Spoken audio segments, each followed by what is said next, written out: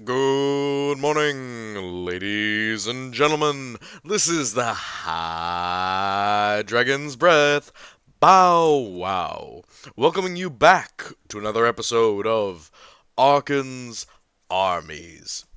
Today we're continuing our Navy series with merchants and the Merchant Marine. Without more ado, let's get right into it. What are merchant class vessels? And what are the types of merchant class vessels? Well, there are a couple of jobs that merchants do, so let's go first into that. The first one, and really some of the most numerous, are tithe merchants. Now, tithe merchant is a bit of a pejorative as far as a term goes. Calling someone a tithe merchant is really just a way of saying you work for the government. And that can be a positive or a negative thing, depending on who you are within the Imperium, but tithe merchants have a really stressful job in comparison to the average trader. Tithe merchants are hooked into the Administratum supply network.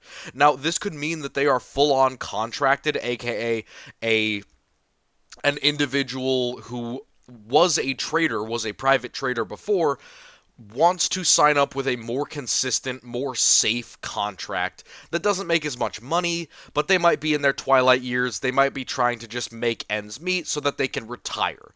Being a tithe merchant basically means that you're going to be doing the same boring loop of taking item A from world A and bringing it to world B to pick up item B and then bringing it back.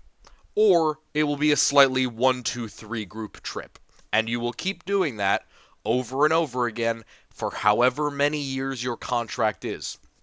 And these are long contracts. You could very reasonably grow old in the tithe merchant service because you get paid pretty consistently, you're in space all the time, you're in cryosleep or stasis all the time, and not much happens because the Imperial Tithe is pretty heavily defended and it goes through areas that are relatively safe.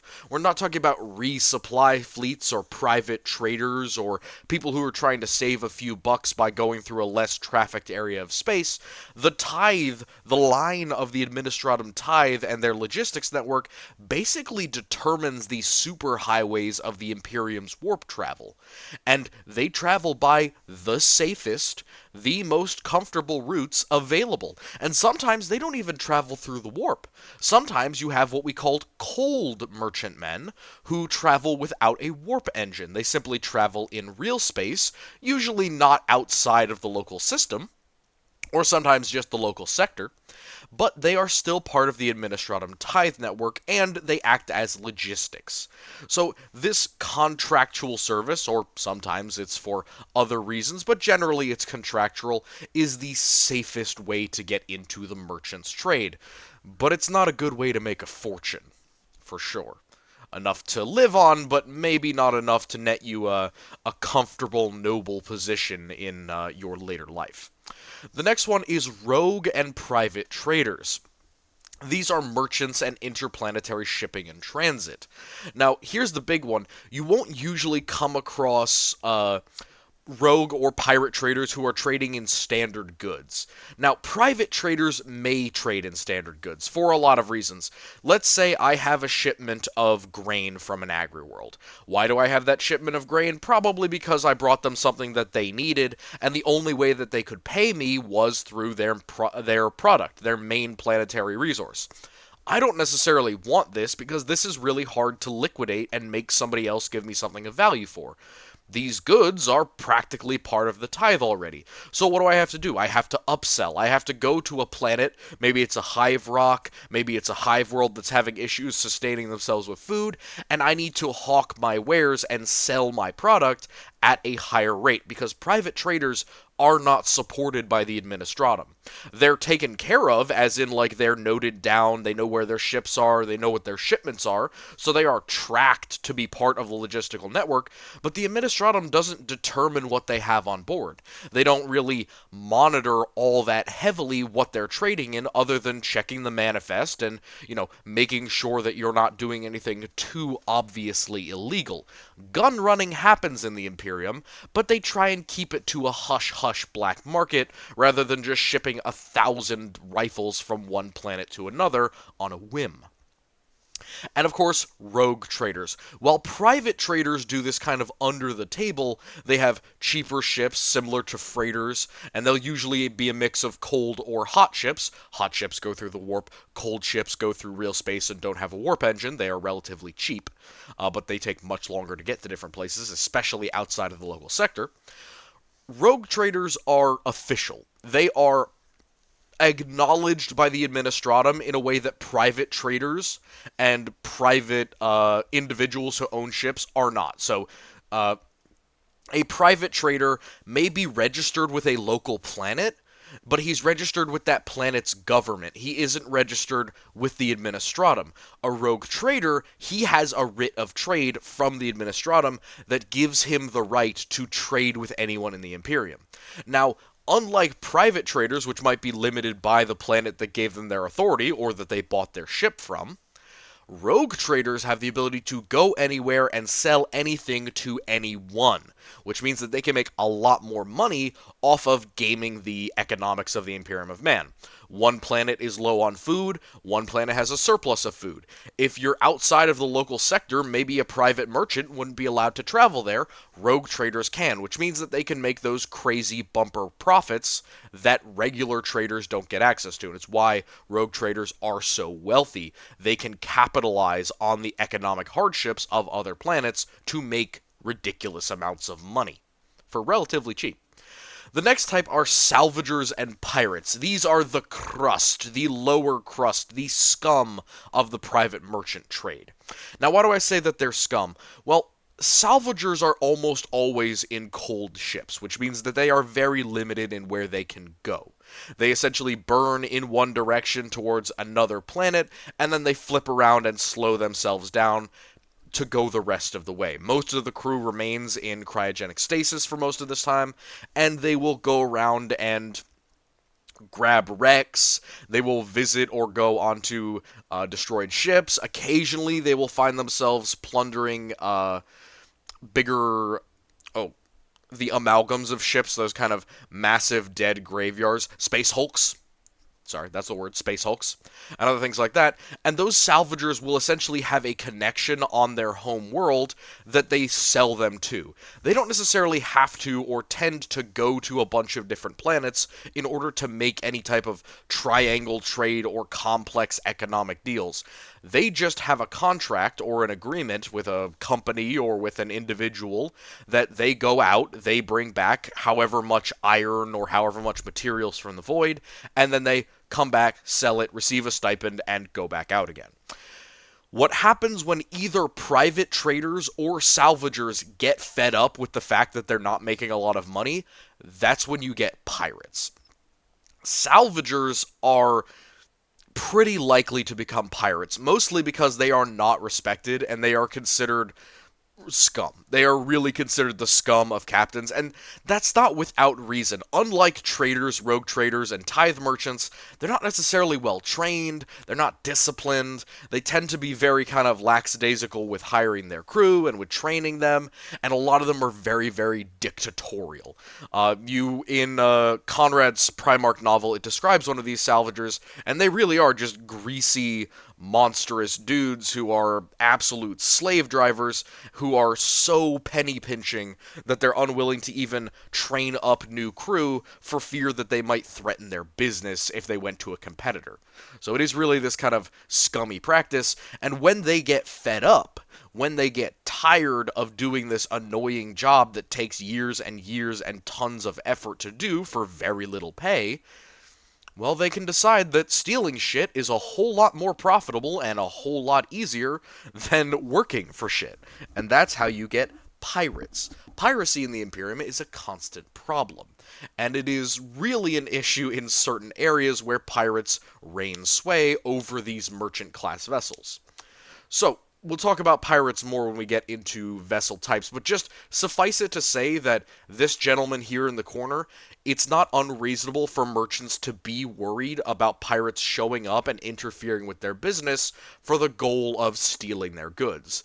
And also, private traders and salvagers can turn pirate or be undercover as pirates at certain times and places, working to take and sell their, misbegotten goods.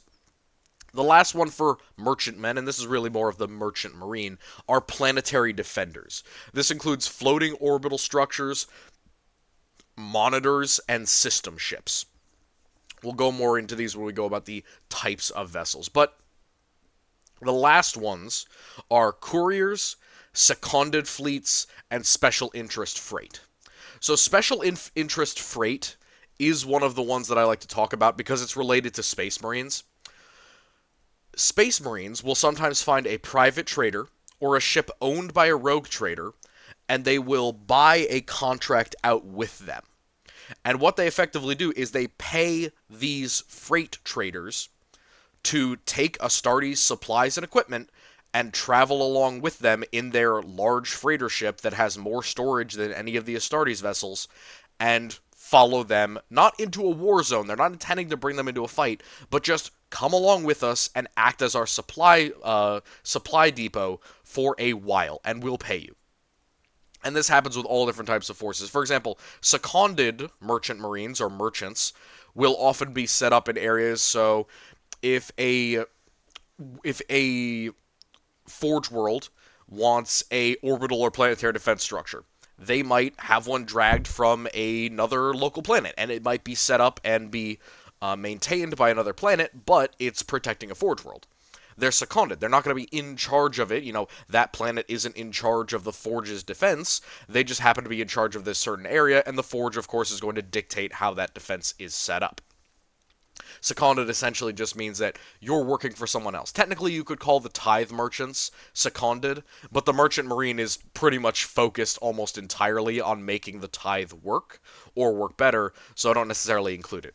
And the last one is couriers. There are quite a few ships in the Imperium of Man that are really just designed to go from A to B really, really quickly, and that are designed with a lot of astropaths or with various levels of astropath that are used to relay messages far ahead of the ship or to transit into largely distant areas of space. So, for example, fast clipper ships exist that are just incredibly quick. They have nothing really going for them other than their speed. And while these can all be accomplished by different types of merchant vessels, I don't want it to be said that all merchants or pirates look the same. For example, up here in the corner we have what I would call kind of a prototypical heavy freighter. You can see that it's a double thick freighter with a wide frontal bulwark and a single big engine. This is definitely this is more likely to be a cold freighter because it has only a single nozzle engine. If it had a multiple nozzle engine, I would call it more likely to be a hot freighter. But, to each their own. It can vary depending upon the design. But look down here. I love this image because it is expanding even more upon what a ship in the Imperium can look like. First one I want you to look at is this one. Now, if you're familiar with any type of navy or with naval vessels from 40K, you would be able to identify that this is the front half of a Chaos cruiser, or even possibly a Chaos Grand Cruiser, that has been picked up by a rogue trader and retrofitted into a light cruiser. Now, in this case, they've made it a light cruiser by essentially chopping off the back end, putting in 2 banks of macro cannons, and maintaining 6 torpedo tubes. That's a lot of firepower for a light cruiser, but you can see that the actual accommodations and the weight of freight that this can transit is significantly lower than your standard freighter. Look how small it is. All of these are gun decks on the exterior of this vessel. The only place that you could really realistically transit goods and materials is inside of these back fins or theoretically inside of this section in the rear, but that's also likely an engine. So you can see this is much more of a warship that is also a merchant vessel because it's owned by a rogue trader. And I just love this in general because the idea of chopping up larger ships to make light cruisers is very cool. The next one is the Goliath-class super heavy transport. Now, is this a heavy freighter? Technically, yes. I would say yes. This is a heavy freighter. It has kind of that same back half of a Chaos ship looking interior, but you can see very clearly that these sections that would usually have weapons have been retrofitted into storage bays. And even while it still does have a flexible macro weapon in the front, its front has been re-armored or armored up with the equivalent of a military escort, and it's been given a large engine section and lots of storage. So I would call this very similar to a heavy freighter, just with more armor and with a weapon. Not all merchants are armed, but we'll be talking about armed merchants quite a bit. The Scorpion class raider, this is a Xenos vessel. A lot of Xenos vessels have very strange designs. Some of them don't make a lot of sense. Some of them make plenty of sense because they're part of existing lore, but this one is not one of them. And then down here we have an armed freighter or a pirate ship. So this is not a standard freighter, and this is something that I like to harp on with the salvagers, pirates, and the private traders. You don't have to be using a standard freighter. You could be using a Q ship, a hidden armored weapon, a hidden armed vessel, or you could be using something like this. This honestly looks like a massive upgunned Thunderhawk. Now, obviously, it is a void vessel and not just a Thunderhawk, but this is probably a cold ship. It probably doesn't have a warp engine, and it is pretty much just armed with one fixed forward macro weapon, and that's it. Just one flexible weapon, and that's all it has. And that will be enough to menace vessels that are unarmed. For example, this heavy freighter has no weapons. It has no ability to fight this small armed freighter. If these two were to fight, this one would likely win. It could take a significant amount of time, but even if they tried to flee into the warp, if the pirates were ballsy enough, or if they had a hot freighter, they could try and follow them into the warp. It isn't light speed. You don't have to be on the same trajectory. You just have to enter at the same time and then attempt to follow each other in the warp. That can be done. It's difficult and dangerous, but it can be done. And these pirate ships, these armed freighters, can really menace a lot of other freight. And they can be a danger to private traders and to salvagers. And, it's so much easier to steal shit than to make shit or to earn shit that pirates will often just arm up a private vessel, lead other vessels into a dangerous location, and then shake them down for protection money or shake them down for all of their cargo using really just a simple armed freighter.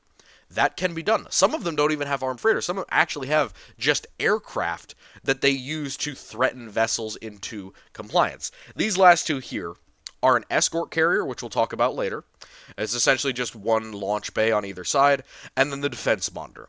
The defense monitor is an up-armored freighter chassis, but it has two unique additions. It has an entire bank of macro cannons on one side, on both sides rather, and it has a las burner, which is a frontal fixed lance weapon. So as you can see, there's a lot of variety to these, and there's many different versions of merchant class vessels. So let's get into a little bit more. What's the deal with the merchant marine? What does it mean to be merchant marine? Why do merchants feel the need to protect themselves? Well, you can see it pretty easily. One, you have pirates who cut into your business, who threaten your life, who make it dangerous for you to operate in space whatsoever. It becomes hard to justify certain trade routes if there's constant pirate attacks. So you'd want to get a armed freighter or an upgunned freighter, or even buy or travel along with escorts. This is one of the reasons why the tithe fleets are so large. A lot of them are private trader ships or other private vessels that want to travel along with an Imperial Navy escort, and the only way that they can afford it is essentially follow the tithe fleets around, because they always move with essentially an Imperial patrol of 1 to 3 armed escorts, and that will usually be more than most pirates can deal with. There's always a need to protect yourself. And of course, the second one is just Xenos Raiders. What if you run into the Dark Eldar in the Void? There's not much you can do about it, and God help you if the Dark Eldar capture you. So you would want to at least have a ghost of a chance of protecting yourselves. Are pirates that big of a problem? In certain areas, no. There are certain sections of space where that would require a void-capable ship, that would require a lot of energy and maintenance, and of course, possibly needing warp travel in order for pirates to effectively operate.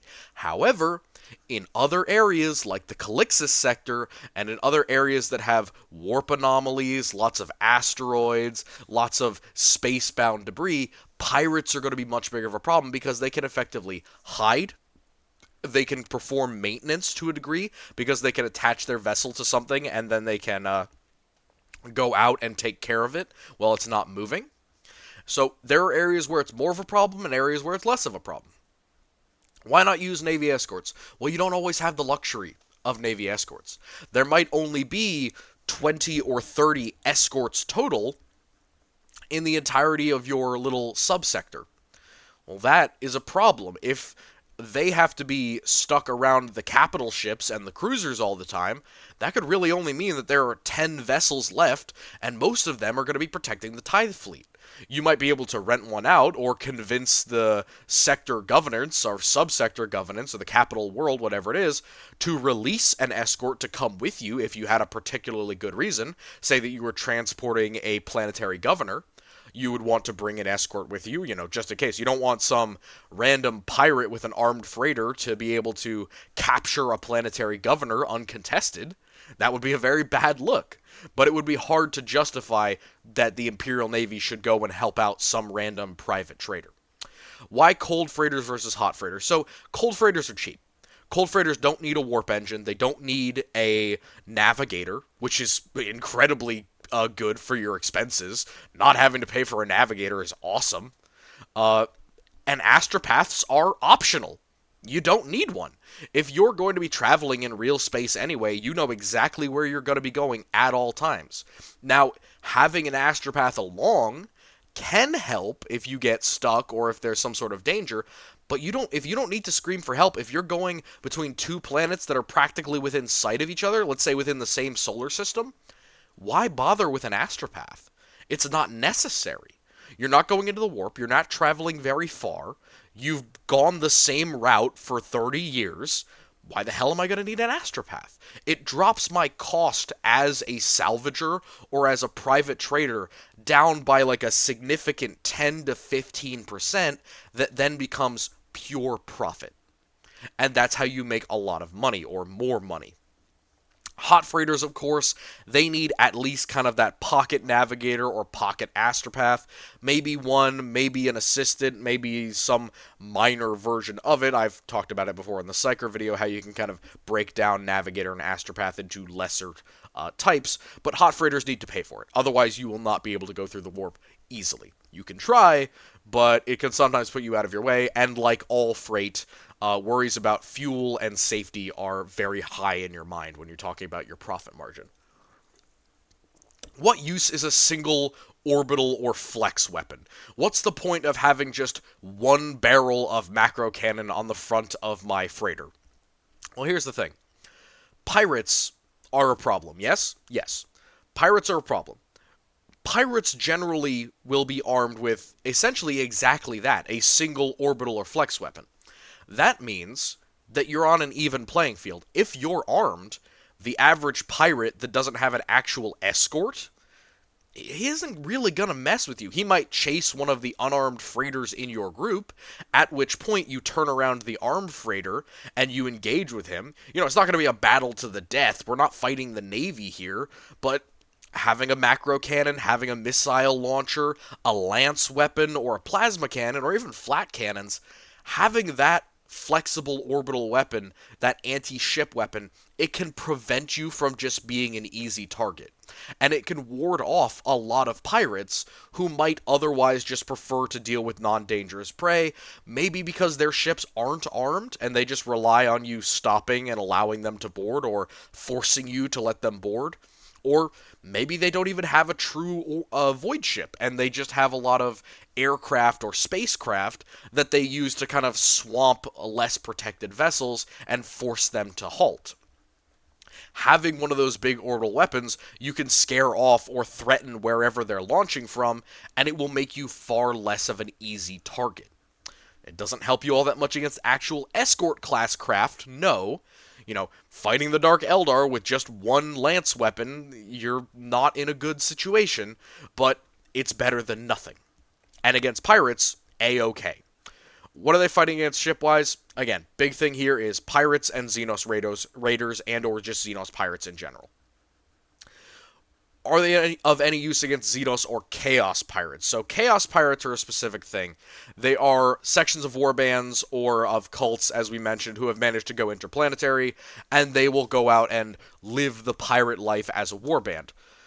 Are these singular armed vessels of any use against them. When they're very, very small enemy forces, yes, but generally no. And this is actually one of the way that Chaos forces can build up fleets pretty quickly, is they will take over these convoys of freighters that might have one armed freighter and then two unarmed freighters, or one armed and one unarmed, or if they're lucky, all three of them will be armed with flex weaponry. And then they'll be able to outgun them because they have, let's say, a light cruiser or a couple of escorts. It would be no chance that they could fight. Obviously, the freighters will try and flee, but if they can chase them down or cripple them or force them to stop, that means that you can capture multiple armed vessels that can then act as pirates.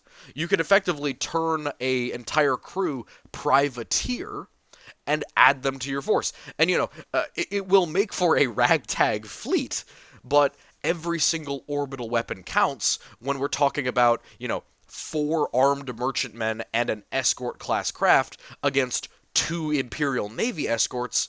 Well, now that's not so much of an impossible fight, and if we beat the Navy escorts, we might be able to get our hands on a second escort, and now maybe we're talking about challenging a light cruiser or challenging a couple more escorts. It's this idea of building up this Xenos or Chaos Navy to be much more of a threat by attacking these, barely armed convoys. How does a smart captain operate his shipping? Well, it's a complicated process that involves lots and lots of different situations. The first one, of course, is cryo. Most ship's crews work on an on and off basis. There's actual ship crews, there's defenders. Of course, we talked about civilian armsmen in our last video. That's going to be what merchantmen are going to have aboard. But most of them are frozen for large portions of the voyage, especially if it's a cold freighter. If it's a hot freighter, there will be more active systems that need people at them, crew at them at all times. But if it's a cold freighter, you barely need a handful of men to really take care of it until it's time to change over or to do work. Storage, that's another big thing. The difference between heavy and normal freighters is an almost double the amount of storage. And you might say, well, don't Imperial ships have a lot of storage? Not compared to merchantmen. Merchantmen have whole sections of their ship blocked off just to store goods. Thousands and thousands of tons of goods, millions of tons of light goods like food and water, especially with heavy freighters. And then of course there's the insane ones like the Universe class mass conveyor, which can feed an entire hive world, with one drop off. But the storage advantage that the merchantmen have means that they want to do two things to maximize profit. They want to get as much of their ship filled with as much product as possible before taking it to market. Which is why a lot of these storages are either void-locked or they will have stasis or cryofields to keep things from rotting or getting damaged. This is how you maximize profit. You want to have as much of your ship as filled as possible with useful, sellable goods.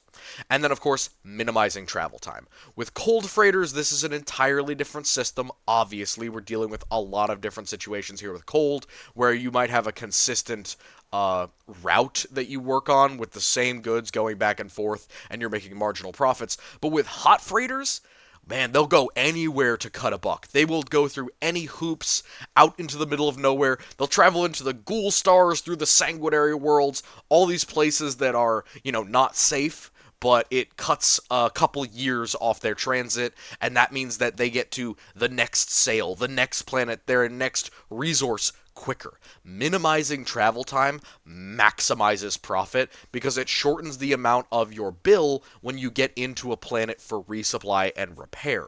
And it increases the amount of things that you can ship because it's less likely that they will get damaged or spoil in transit. The next one is finding multiple 100% secure buyers. And I've spelled secure wrong there. Darn. So, multiple buyers is important. If you're dealing with a planetary governor or planetary government, that's all fine and dandy.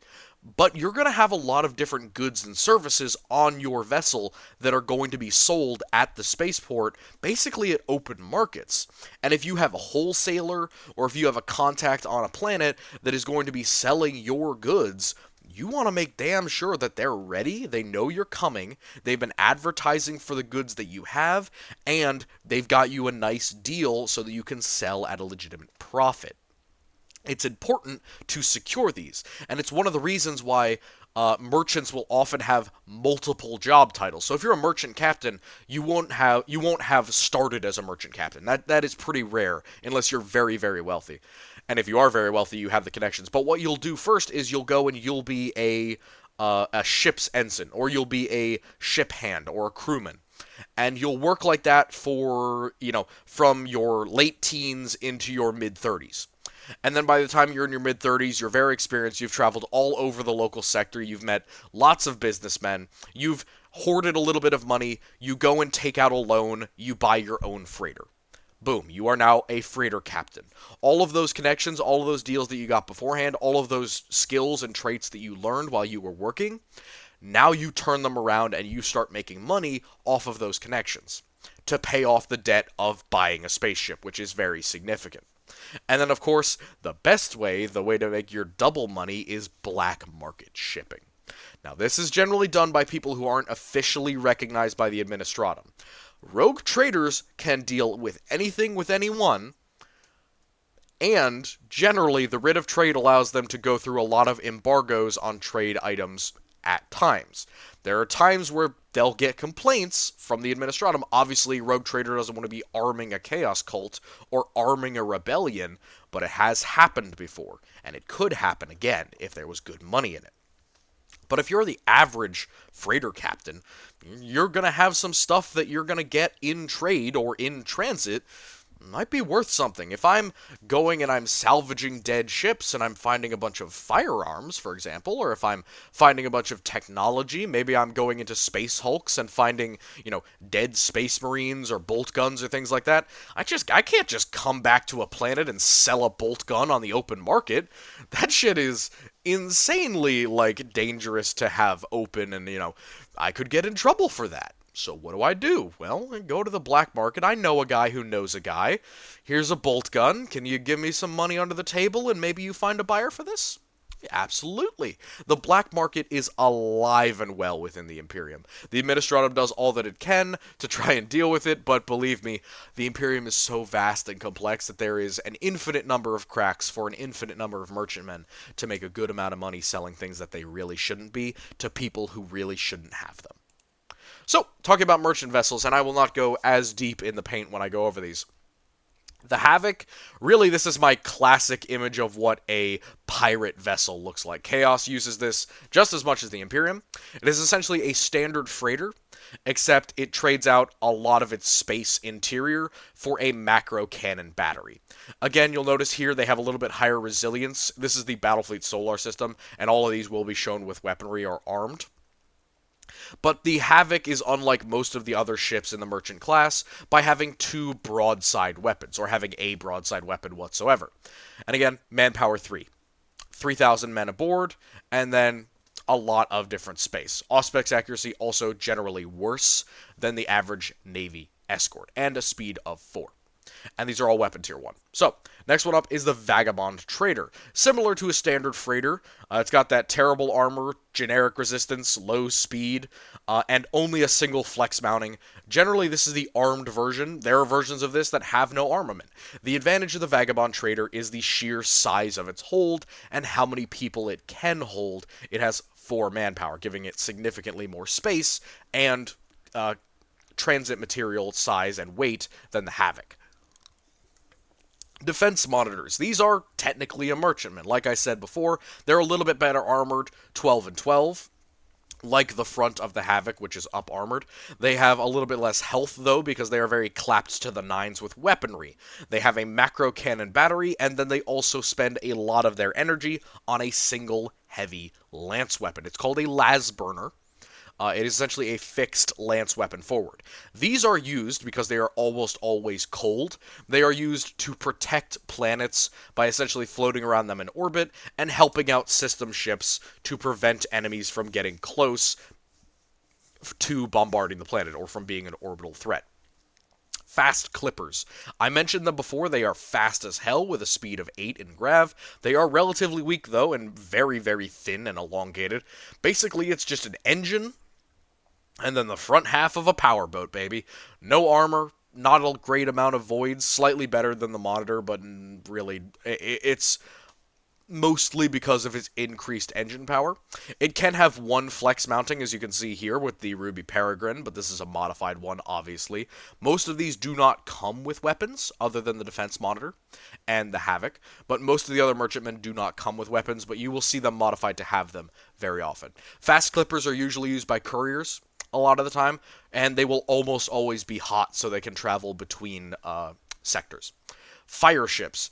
These are suicide bomber ships. They're not too common, usually because they don't last beyond their first engagement. Essentially, they are ships that they are standard freighters, like you can see here, with all of these storage silos filled up with fuel, and then they have a minimal amount of crew to prevent loss of life, and they essentially go close to enemies and then detonate in the void or smash into them, igniting their payload and engulfing an entire ship in explosions and fire and things of that nature. Sometimes they even detonate their own warp drive, but usually the fire is enough. Next one up is the Stalwart Escort. Sorry about the old-fashioned art here, but it's the best one that I could find. This is really basic. All it has is one fixed torpedo tube forward. It's kind of in the center here. But the big thing about the Stalwart is it's designed to transport and protect ships through dangerous areas of space, like asteroid fields, like pirate-infested zones. All that the Stalwart does is it essentially takes the heat for other ships. It generates a field that prevents Auspex from passing through it, similar to the Dark Eldar shadow fields, and it goes in front of ships that it's protecting, and it uses itself and its void shields to prevent the enemy from shooting at it. And then, of course, it uses its torpedo tube to fling torpedoes at the enemy. So it's kind of like a buffer ship. Very useful if you have a planet that is under siege. You could use this to help out blockade runners. In many cases. The next one is my absolute favorite merchantman. It is the Carrack transport. It is a pretty standard merchantman with two massive advantages. One, it is relatively big. It is 40 resilience, grav of 3, but it's also armored better than the average. It has 14 armor at the front with this armored prow, and 12 on the sides. It has a slightly smaller capacity, these 3 silos, and then usually it has another 3 silos, but the advantage of the Carrack is that it comes with a full complement of a side macro cannon battery. Pretty significant for a ship of this size to have that type of firepower. So this is another one that I could see pirates using a lot, like the Havoc, or that I could see Chaos getting their hands on a lot because they are relatively common, they're used by a lot of freighters, and they have a ton of manpower capacity, while they are also better armored than almost any other freighter. They have more firepower than even an armed freighter. Speaking of armed freighters, we have freighters, armed freighters, and heavy freighters over here. The heavy is like these two. You can see it has a bottom silo and then a second top rack silo, so rack number 1, rack number 2. Whereas the standard freighter, and in this case an armed freighter, you can see the gun up here, just has one rack of silos. These silos are essentially all of the transport, and it's represented in many cases by manpower. You can see that manpower in this case is 4 instead of the 2. The armed freighter usually only has a single flex mounting, though they can also mount a torpedo tube as well. So it will usually be a flex mount and then a torpedo tube, and of course you can have armed heavy freighters that will also have a flex mounting and then possibly also a torpedo tube as well. Why are torpedo tubes kind of optional? Well, it's because it needs to be drilled into the front of the ship, and then you need to have the auspex and the mechanics set up and the logistics to fire torpedoes out of this. Is one torpedo all that useful in 40k? No, but it isn't useless, especially in like knife fighting range. Having a torpedo, that kind of heavy hit weaponry, can be a massive boon for you, especially if your ship isn't well armed otherwise. For example, if I just had a lance weapon as my flex weapon, I would want a torpedo because it means that I can fire 2 weapons that have a chance of doing damage to my enemy at very long range. So, going on to our last set here, we have the armed version of the Universe-class mass conveyor. one of the largest I think the largest merchantman in 40k. It transmits a whopping 10 manpower, which, by the way, manpower to regular people, that is roughly 200,000 pounds times about 100 in terms of how much it could ship. So millions of pounds of equipment in this single vessel, and insane amounts of loose equipment in terms of these silos. The armed version has 2 flex mountings, as it has one in the rear and one in the front that can both fire at the same target. And while it's not well armored, it is tough as hell with 60 resilience. 60 puts it on par with some light cruisers, and this thing dwarfs a light cruiser in size. The Cetaceous class transport. Now this is very similar to the escort carrier.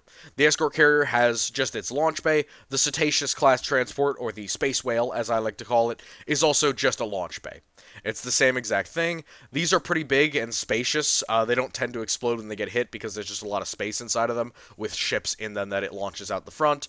Same thing with the escort carrier. It just carries aircraft, but it fires them out the side. The next ones up are the system ship or the planetary gunboat. System ships are pretty simple. They look like this. They will usually only have a single flex mounting and be very similar to an armed freighter, just minus all of the transport bits to keep the cost of using them relatively low. System ships are used for a lot of different things. They're used in concert with orbital defenses, with monitors, with gunboats, to essentially coordinate command and control, use their auspex to positively identify enemies, and then support them with their own little bit of firepower that they have. Gunboats, on the other hand, like the Jericho Bulwark, are essentially mega monitors. They will be a standard naval monitor with essentially doubled up weapons. So instead of having one set of side weapons and a forward-facing weapon, instead they will have 2 banks of side weapons and no forward-facing weapons. The Jericho is a good example of this. It just has 2 banks of macro cannons. Again, these are not super tough. They're not super well armored. They're just armed because they can be. Q-ships. Q-ships are kind of a reference to almost anything. Essentially what a Q-ship is, it is any merchant vessel, but usually standard freighters, that are armed and the armament is very well hidden. These are used by Inquisitors, they're used by the Navy all the time, they're used by pirate hunters in many cases because until you get close and get fired upon, it just looks like a standard freighter ship, and then the Q-ship opens up the fact that it is actually armed and it's able to attack pirates that way. And the last one is one of my favorites, the Armed Tarask Merchantman. The only image of it is kind of in metal here, but it is one of the simplest ships in 40k because it is one of the oldest designs in 40k, back up there with the Grand Cruiser in terms of age. These things are relatively slow, relatively weak, relatively poorly armed and armored, but they're cheap. They're beyond cheap. This would be baby's first merchant vessel, for sure.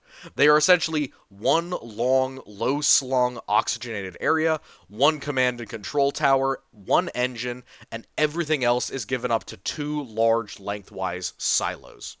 And that's it. You just fill up those 4 silos, and you transit them to an area. These are very simple. Often I would imagine that these would be the cold vessels used by lesser merchants and by salvagers. Woo! Great video. Alright, so this one is the next in line of the Navy series. The next ones coming up are cruisers and light cruisers. We're going to be talking more about those types of bigger ships and about the banks and the weaponry that we are including within them. I'm not glossing over anything with these videos, as you can tell. If you have more requests or specific things that you'd like to see, I would also love to see them. I do love talking about the Navy, but until next time, I wish you all a lovely good night.